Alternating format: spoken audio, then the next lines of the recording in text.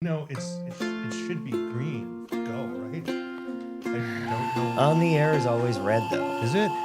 As far as In your broadcasting in all my experience? broadcasting experience, there's a light I always see above the door that says "on the air," and it's always red. in a black and white show that you can't. It's like because nobody was is on the radio anymore like that live thing. Right. I guess I don't know. Green means go. I guess. Oh, see, red, not red. You didn't hit. So red does mean go. Yeah, I guess.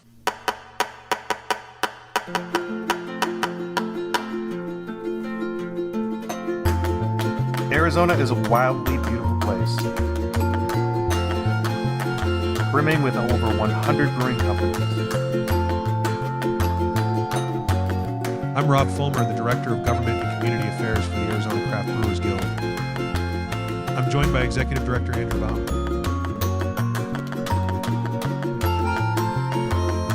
Together we cover the state, bringing you the best of what's happening at our breweries and beyond. Welcome to Arizona Beer Frontier. Red means record. Yeah, red record. It starts with R. Okay, great. I'll remember that. There you go. Green means go, red means record. I don't know.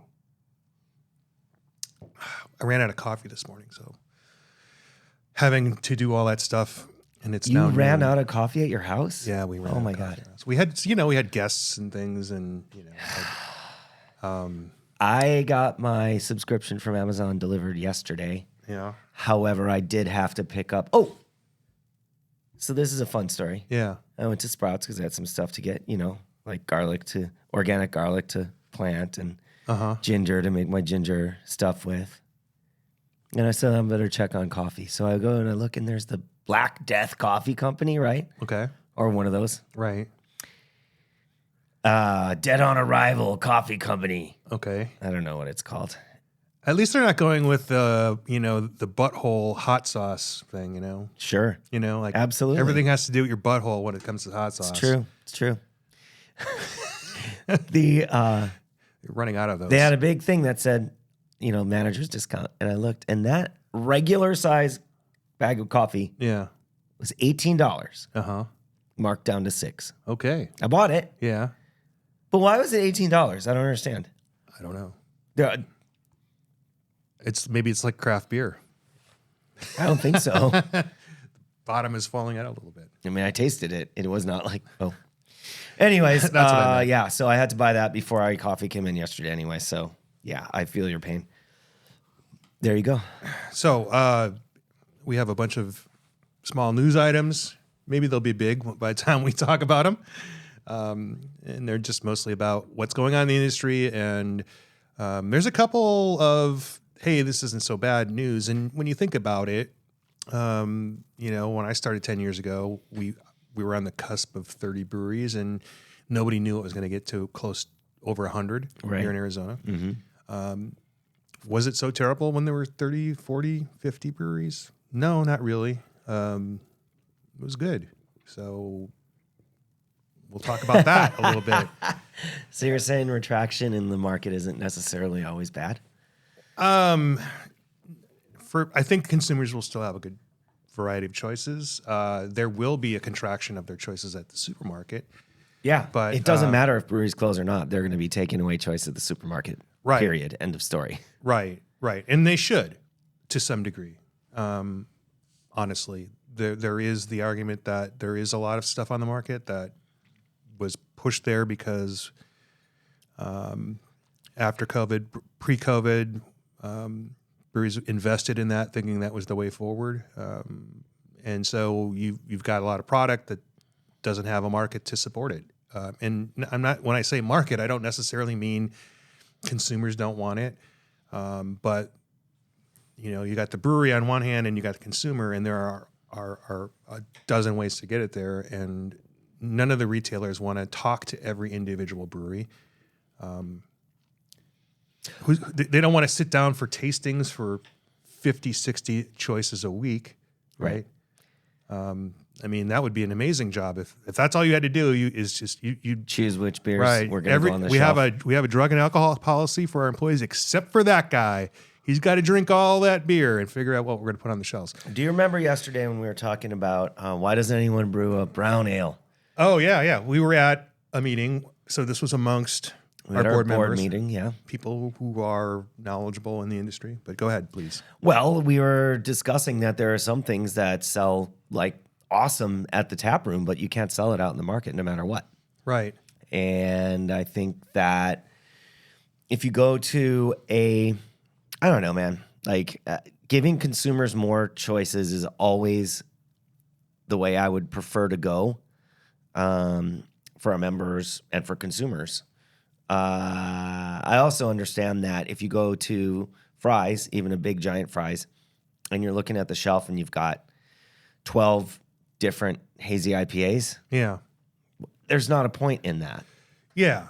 Well, I mean, it is where the volume is, and when you scale up, or when there's some things that require scale, and once you get to scale, those are the opportunities that you're looking for. Those kinds of grocery store opportunities. But let's be realistic. I think we always felt like if you wanted the best beer, you want to go directly to the brewery if you can. Mm-hmm. Especially if they don't have a robust packaging program. Now, I mean, if you go to a lot of breweries, even some of the hype ones that do move a lot of canned product, sometimes the dirty secret about breweries is it's the worst place to get packaged goods, because as soon as they're put in packages, they don't make any money until they're out of there. Right, till the distributor picks them up. So you're not going to get necessarily, and your tap room is going to be the first place where you're going to get a shortage.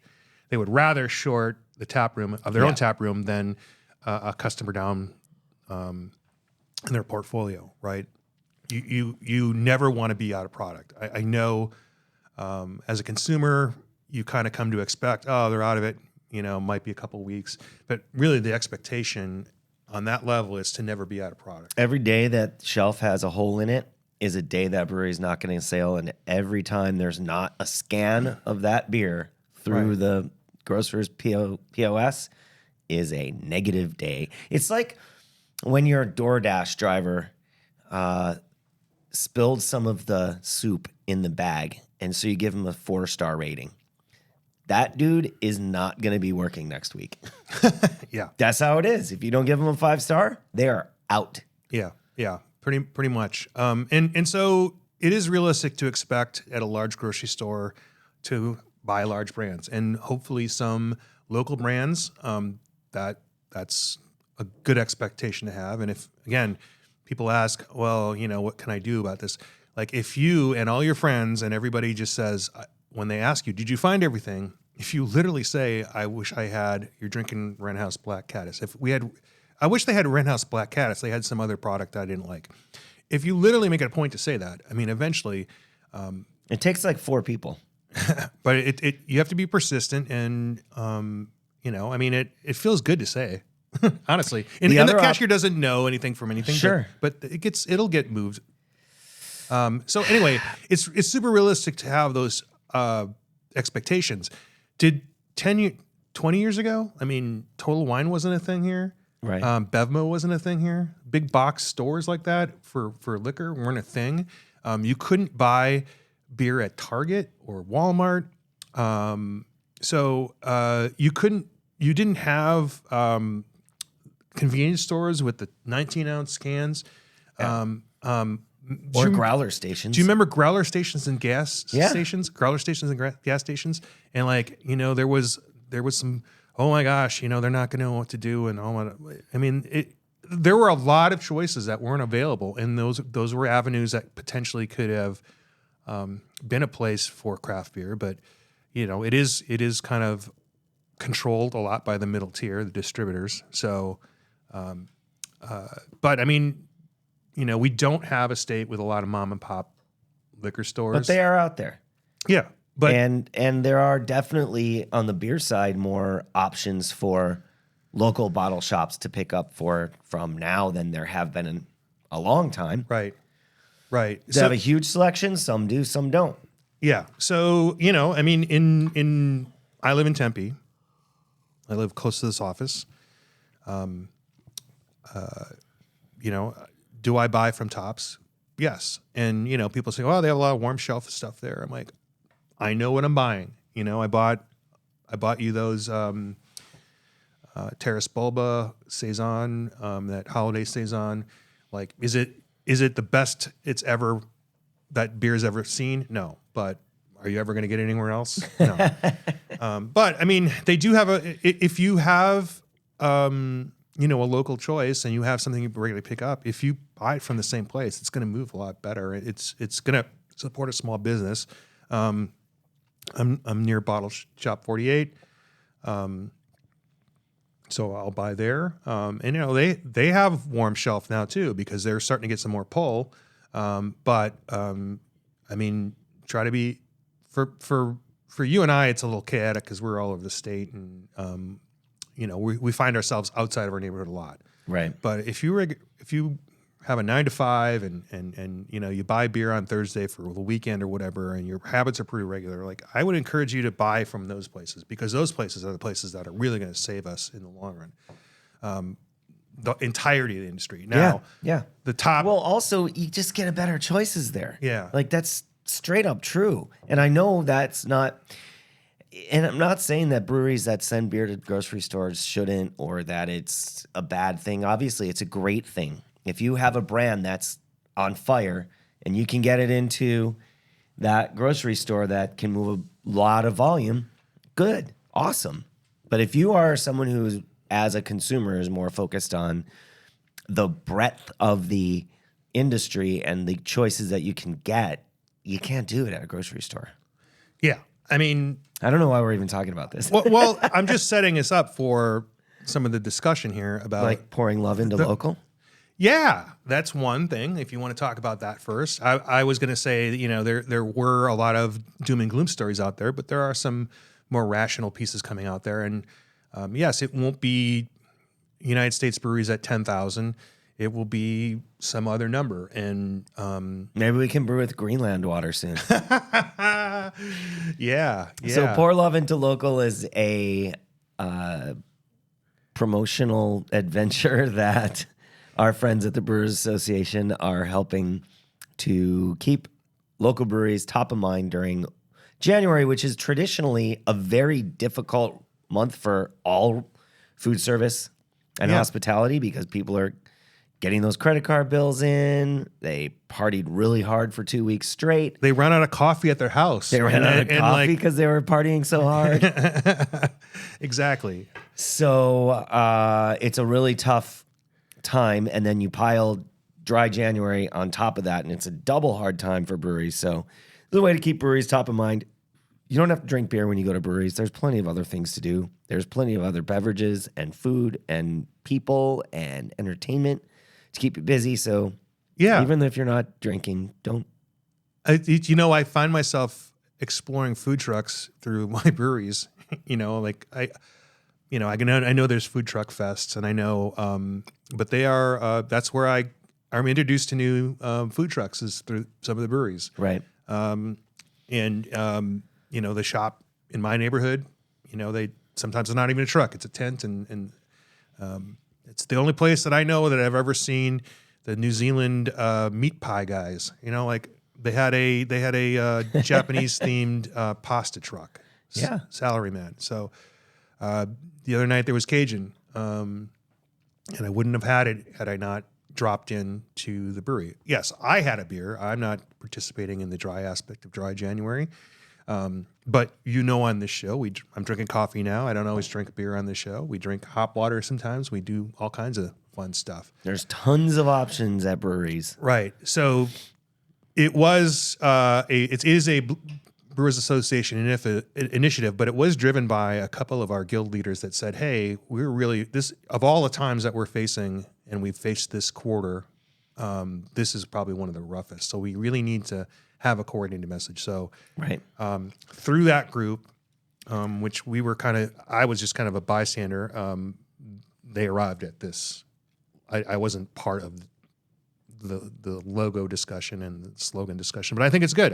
It was the one I preferred of all the choices. So, because some of the other ones like local is better, I don't think really capture it. This is really like, I'm going to go back to the story and I'm going to explain why I'm dressed like this. If you're on the YouTube, so I am in my lobbying attire. I have this week we are participating in fundraisers, and it gives me an opportunity to talk about our legislative issues and set the table for next week when the session begins. Anyway, during the pandemic, people asked, "Hey, how can I support the breweries?" I said, "Support the places you can walk to." So now I'm going to have a dry cleaning bill coming up, as I walk around in your fancy clothes. Right. The dry cleaner near me is still around, so support those kinds of businesses, So, we're talking about Dry January. You are familiar, of course, with Jeff Allworth from Beervana. Mm-hmm. Writes. He used to do a podcast, and I'm sad to hear that that's canceled. It's been canceled for a while. He does a blog. He's written books. He is sort of taken it upon himself to begin an organization to celebrate Oregon beer, which is the state he's from. And part of that is he's calling it Pub January. So this was before our Pour Love into Local. Sure. And, it makes sense because he's folded it into his organization.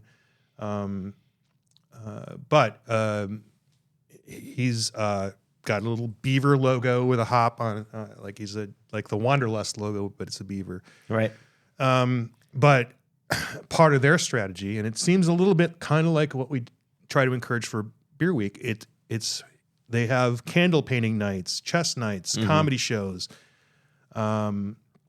fly tying, for fly fishing. Yeah, absolutely. God, that would be a great thing to do in Northern Arizona. Right? I don't know if you've ever met Ken Wilson, but he is going to a fly fishing class with his son. Oh. I learned about that the other day. Macrame workshop, magic shows, Sure. speed painting. What about bracelet making?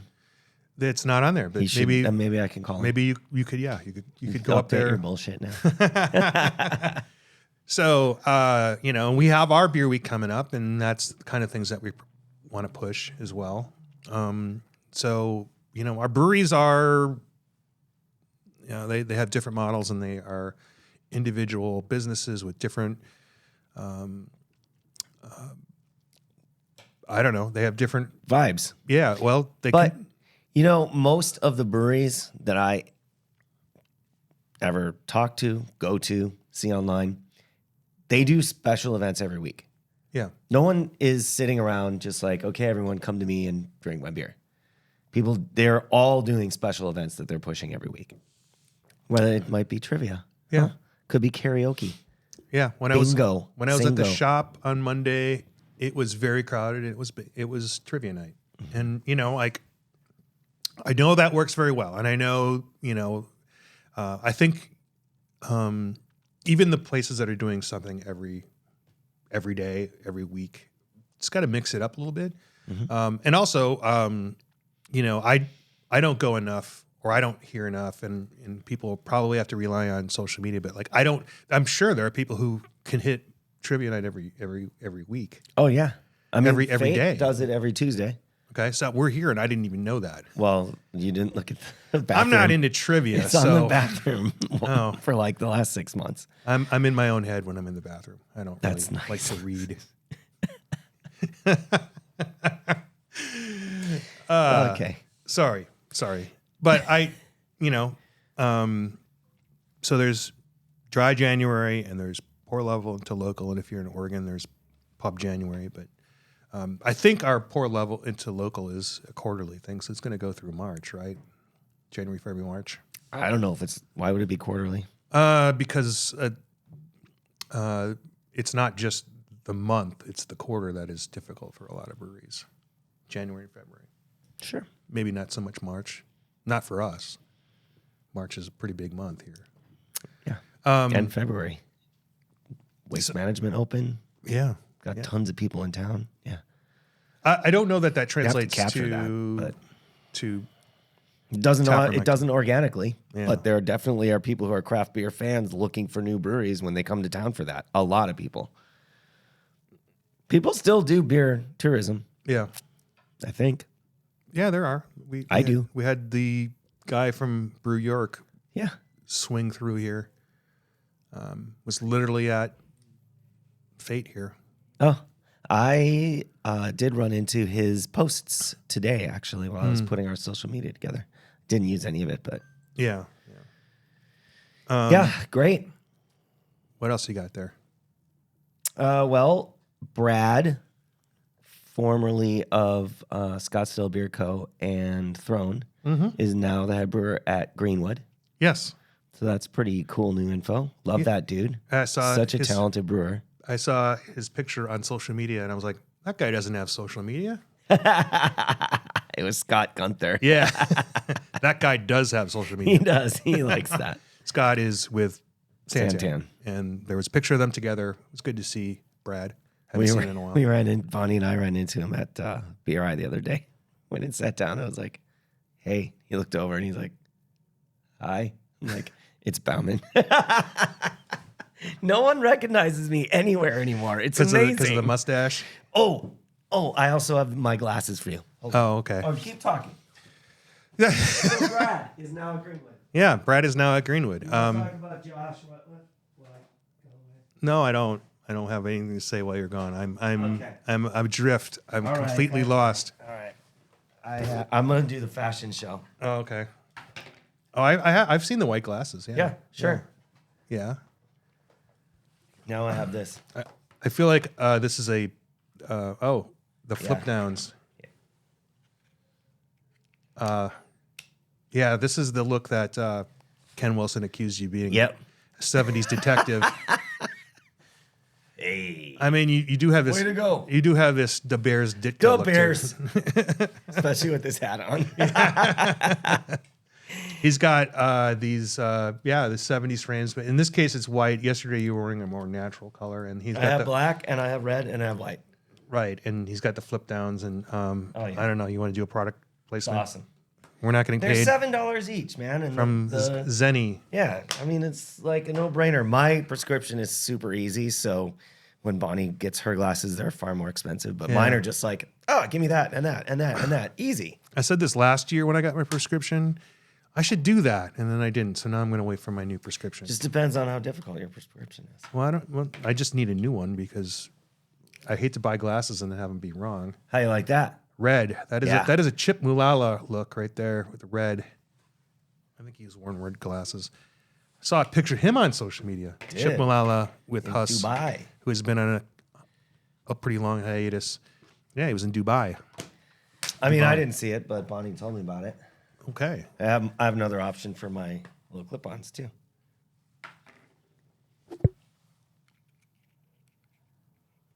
Oh, different mirrors. Yeah. This is not very good for podcast. That's why they should look at the YouTube. It's fine. Yeah, we have a YouTube channel. This one's worth it. They're all worth it. They are. I know. You get so much more content on the YouTube, but whatever. Well, I don't listen to podcasts on YouTube either. I understand. Okay. So I mentioned Josh Ratliff.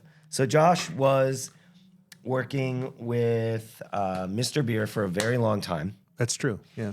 And after Mr. Beer was a home brew kit with ingredients that you could, and it was very simple, and a lot of people who were That was their homebrewers first would kind of intro. but it is where people started. Yeah, and it was at Bed Bath and Beyond. And it is a sometimes we talk about businesses that are Arizona based and don't really. That is one that is international. It's from Australia, but Tucson was its United States. Okay, so their headquarters were in Tucson. Tucson, yeah. Okay, well, not as good a story as I thought, but good enough. Okay, well, I mean, probably 90% of homebrewers got their first batch was on a Mr. Beer because someone was just in Bed Bath and Beyond or at what is that?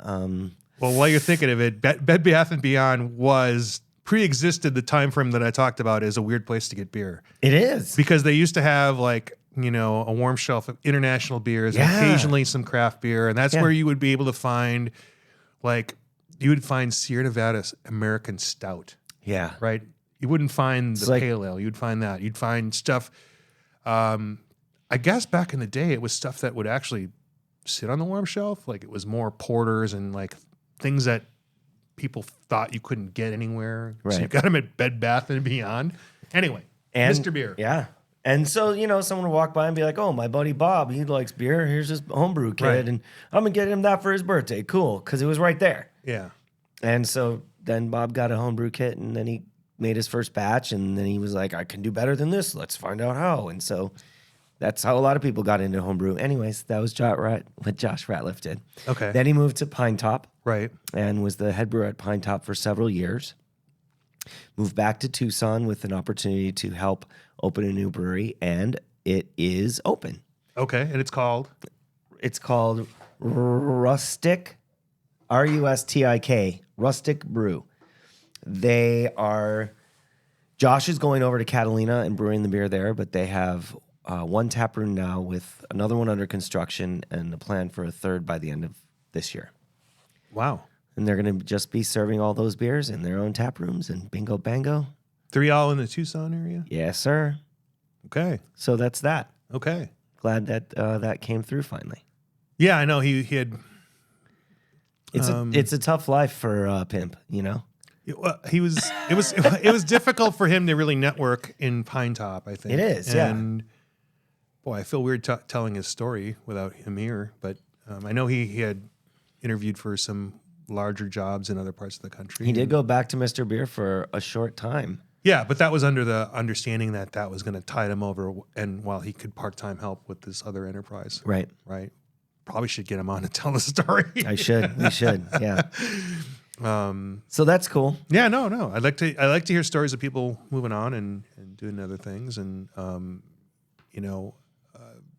there are some changes going on in Arizona, but specifically Tucson. So maybe if the beer is good and they do a good job, then maybe that's just something to look forward to down there, which is great. Like it's not all doom and gloom, guys, right? Yeah, absolutely. We have the the Women's Collab Brew coming up in the next couple months. I know that they've got a brewery in line to work with, and they're working on talking about name and style right now. Okay. Not really sure what it's going to be, but that's something We can fun name to the look brewery, though, forward right? to. We can I identify wouldn't it. yet. I don't think everything's nailed down yet. Oh, okay. Traditionally, they would make that this month, but I think they decided to move the focus to around International Women's Day. Right. Okay. Makes sense. Making sense, yeah. What else locally? I know that it's Wren House's 10-year anniversary this year, and they've got 10 months of events scheduled. Wow. One event every month. Seems like a lot. I mean, that would be 12. I don't know. I heard 10, so I don't know what to tell you. Maybe they're skipping like July and August or something. That would be wise. I guess. Maybe it just gives a reason a person to come out. Don't know. Didn't look at the social media post that hard. What else? Tug of war for the future of booze. What? There's a Taylor Swift picture. It said the tug of war for the future of booze. Oh, on my computer screen? This one? Yeah. I don't know what it is. Oh, that's but Taylor Swift? That's Taylor Swift, yeah. I don't know. And Post Malone. Oh. Well, they made it black and white, and I Yeah, didn't really sure. see the tattoos on I his know face. you can't see Taylor Swift without pink and blue like neon, right? It's all right. It doesn't follow. I don't know. It's a Dave Infante story. I haven't read it yet. All I right. posted 2 hours ago. Well, we should, while we're talking about Mr. Infante, unfortunately, he's decided to mothball tap lines. One of my favorite podcasts. Yeah, I'm gonna miss his voice. It was almost always a one-on-one show, Right. about a single topic in the history of beer, not not new stuff necessarily, but I like the format, and I like the refresher on things I thought I knew, and I thought it was important for people who started in the 2010s to have a better understanding of why things are and what's been tried and what shoulders you're standing on when you talk about standing on the shoulders of giants.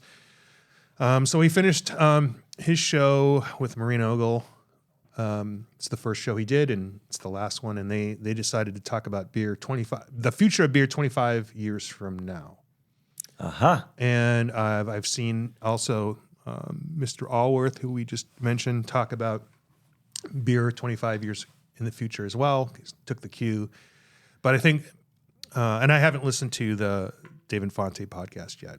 I'm going to save it for some time when I really am not just driving or anything. I really want to listen to it with some focus. But Jeff Allworth in Beervana decided to sort of look backwards. And one of the issues maybe we can bat around a little bit is Maureen Ogle thought in 25 years in the future, and granted, she's just a history writer, a good one, but she thought that somehow in 25 years we weren't going to have a middle tier of distributors.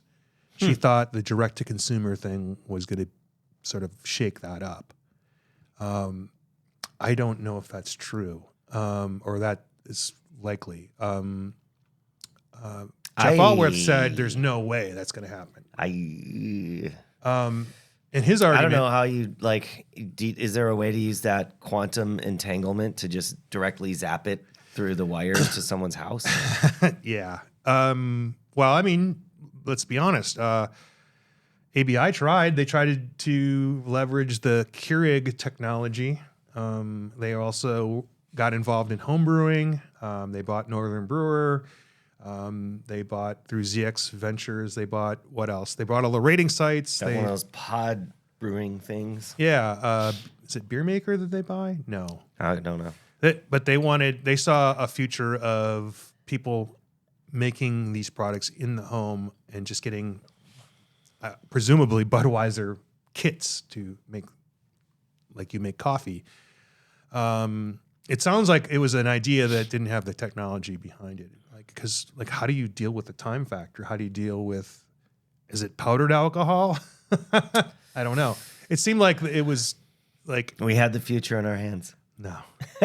Anyway, I think so. I mean, it's not like it wasn't tried or explored by the very people who would benefit least from it. There's a hedge against the future, right? But Mr. Allworth, Jeff, I know him. I've known him for a long time. He made the argument like distribution is very boring, and it involves a lot of details. And just in terms of billing, keeping track of accounts, trucks pulling up on a dock, right? Dealing with all the shortages that individuals have and managing that traffic. But it was mostly about the mundane things of just managing a staff. And coordinating the hundreds and hundreds of accounts on the retail side, and then also managing all your suppliers. It's mundane work, and most breweries don't have a taste for it at all. Right. I mean, some of the reasons that people got into this industry is they wanted to lose all those corporate annoying things, yeah. Right. I don't want to look at email. Even with a staff of like 3 or 4 people, it can be a struggle, as we know. Like They don't have an apparatus for paying regular bills if they're not tied to the product they're making, right? Their audiovisual equipment, their direct TV, their TVs, their internet, all that stuff. Like that's enough of a hassle. Like, can you imagine being a distributor too? Yeah. Having to manage trucks and changing oil and getting tires. Right. All and those things. Calling accounts, yeah. like literally on the phone. You can't text them. That's not how distributors do it. Yeah, they do. Well, all right. Salespeople do for sure. Yeah. But I mean, all the, hey, if we're going to do business with you, we need this form filled out. And you need to sign off on terms and all this other stuff, right? It's not what anyone opens a brewery to do. Yeah, they don't necessarily excel at that. So that was one of the predictions, is that there will still be. And functionally, as we know, if you're running a retail operation and you got 12 handles, like that means 50 or 60 different products are going to be wanting to put their products on your handle in a given week. Do you have time to sit with all of them, to have them tell their story? There is a function to distributors in their sales force, and like, you don't want a stout. I have 7 other products that are not stouts that I got deals on, right?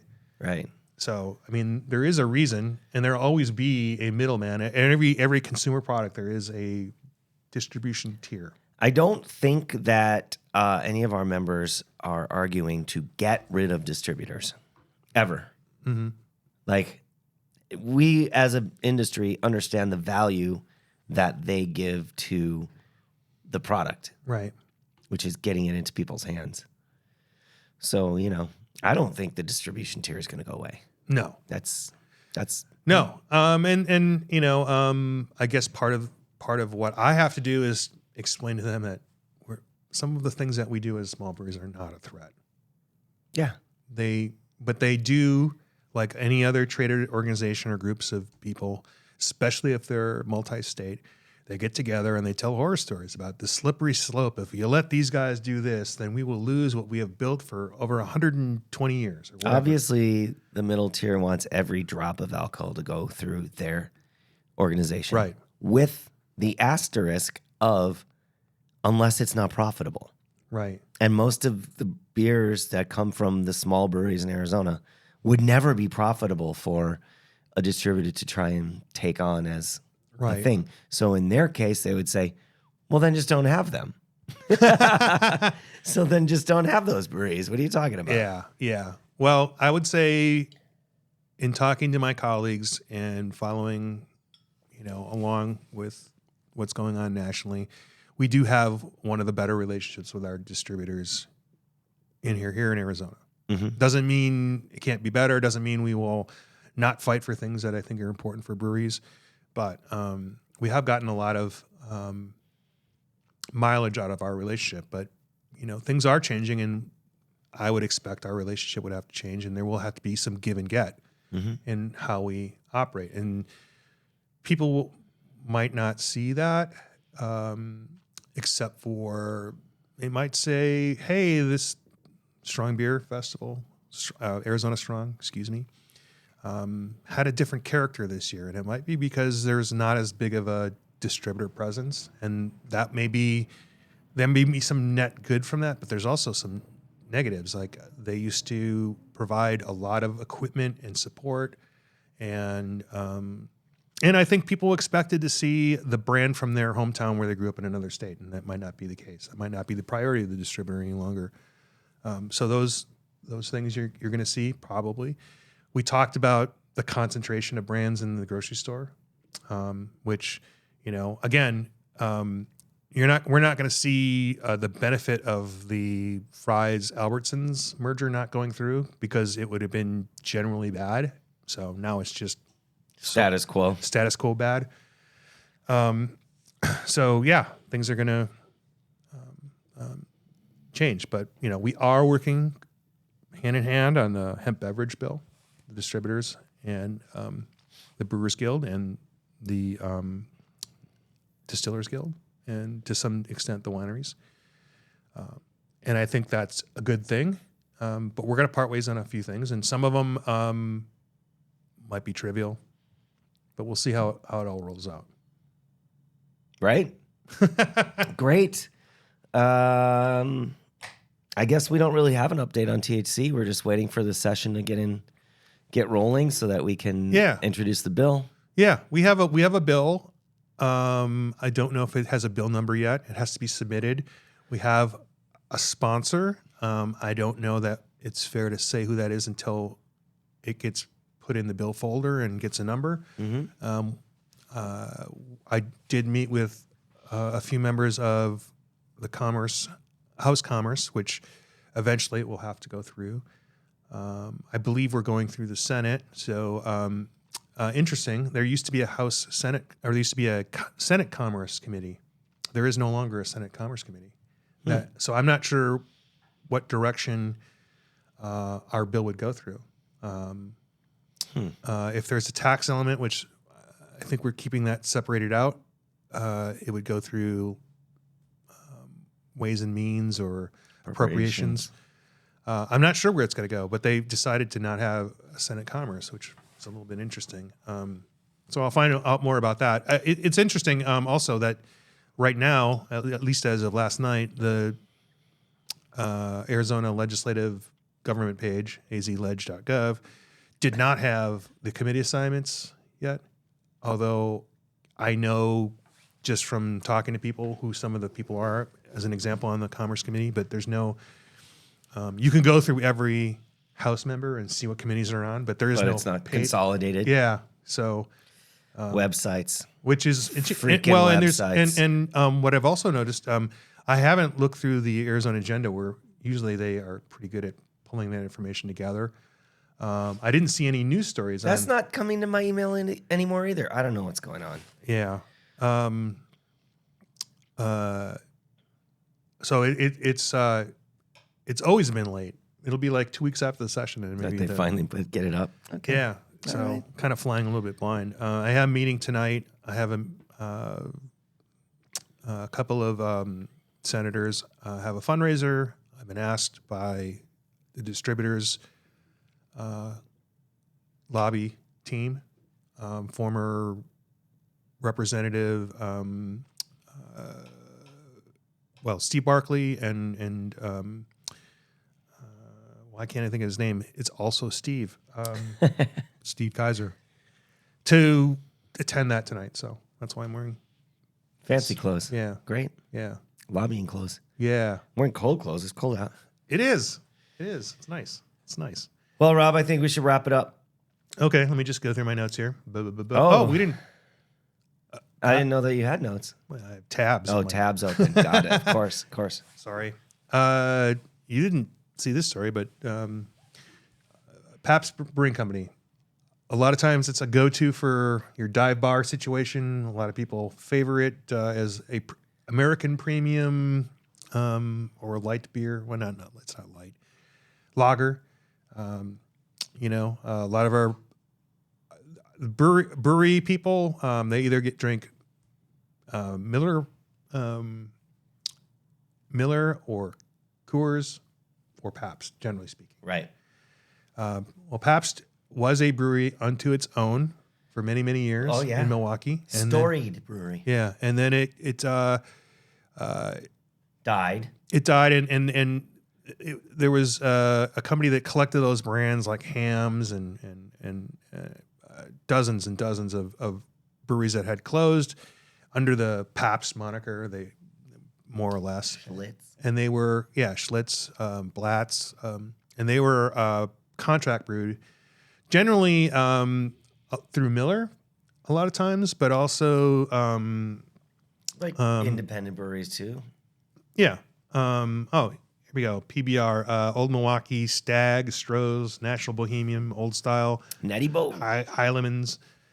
And they were brewed also at a brewery in La Crosse, who is running into some City Brewing. Yeah, it's running into some issues. Might go under bankruptcy, right? And I don't know if anyone's ever seen a Zoom call that I'm on that I'm at home. I have a giant Blatz sign. I got that through connections to that City Brewing / the distributor there through contacts in Milwaukee. So that's not great. Anyway, they're going to be now brewed at ABI Budweiser, Pabst, which is crazy to me. It's a weird world we live in. I guess. I mean, Budweiser needs to find some volume somewhere, right? Yeah. Essentially, they're overbuilt for what they're selling. Yeah. Wow, what a world. Yeah, that was surprising to me. Also, I just want to talk about this briefly because I think it has some context. Right before Christmas Day, maybe, Harpoon and Smutty Nose merged to create Barrel One Collective, and I think they would be there's a half dozen other breweries that are rolled up into that as well. I think what I read was it was going to be the 14th largest brewery in the country as a result of that. So you've got Harpoon, Long Trail, Clown Shoes, Otter Creek, Catamount, among others. Clown Shoes. Yeah. It's been a long time since I heard that brand. Yeah. They were out here for a while. Yeah, actually, yeah. Or maybe still. I don't know. Could be. But I thought maybe 10 years ago that there was a future for something like that in Arizona specifically. And I know some people have tried specifically, and, Prescott, Oak Creek, being rolled into some other regional brand would have made a lot of sense. It still could happen, but I don't know. Probably not for Prescott, though. No, but we mentioned, well, I mean, somebody owns the marks still. Sure. Sure. Maybe something like that happens in Tucson with a lot of breweries, and if there's a way to maximize taproom space and Efficiencies. Efficiencies could happen if they decide that makes sense. But could happen here in Phoenix too, to some degree. Could. But I think that is a model that things are going towards. It doesn't necessarily mean it's successful. It might just be a life raft, right? Don't know. Yeah. Don't know. I mean, you also get that purchasing power with marketing. So Yeah. it does help. Yeah, I mean, those are the inefficiencies, right? Marketing, supply chain, access to package. I mean, and this doesn't necessarily apply to these guys, but if you're talking about smaller breweries in Arizona, what if they had a silo and they could get their grain at fraction of what they get bags for? Huge difference in your cost of goods. Yeah, yeah. I don't think a lot of breweries also know that most people's grain price went down when ABI bought Four Peaks. Yeah. Well, shipping went down because they Yeah. sent so much here. Yeah. That's who I used. All right. Okay. Now we can go. I know that's not a exciting high note. I just wanted to make sure we cover that because I think somewhere down the road we will reference. I don't know about Pabst, but we'll reference These things happening. things. Okay, so you gave our loyal listeners some nice background info. Did they smash the like button and hit subscribe yet? I don't know. I don't know. Okay, well, in that case, now that you've said I don't know, I suppose it's time for us to end the podcast. It is because I didn't get a beer and I'm out of coffee and I think I want a beer. So Yeah, this is not a beer podcast. It's a podcast about beer. I don't know if you know that, Rob. I know that. It's true. Sometimes I'm going to have the beer find me because sometimes it doesn't, but Well, most times it does. I was drinking a Wren House Black Caddis Porter. It's delicious, and I thank them for making great beer. Cheers.